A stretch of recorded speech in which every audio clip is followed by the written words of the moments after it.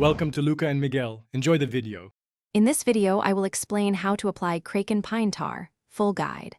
Apply pine tar to a clean, dry surface using a soft brush, working in thin, even layers and wiping excess promptly to prevent buildup.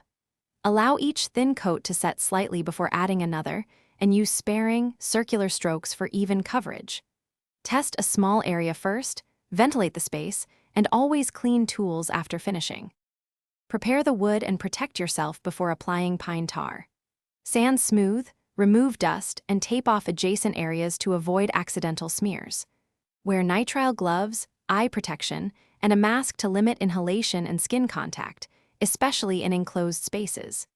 Keep a cloth and solvent handy for quick cleanups, work in a well-ventilated area, and avoid open flames or sparks while handling flammable materials. Test ventilation and have a fire extinguisher nearby.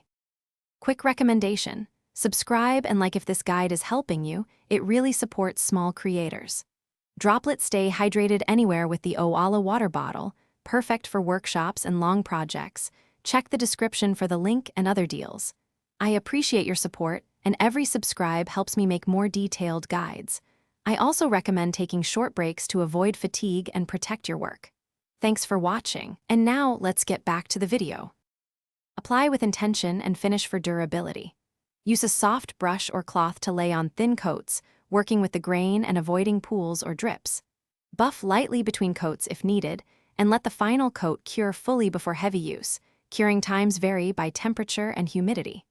Reapply annually or as needed for protection, and store leftover tar sealed in a cool place. Follow manufacturer notes for best results and test on scrap wood first. Thanks for watching and please subscribe. It's the best investment you'll ever make.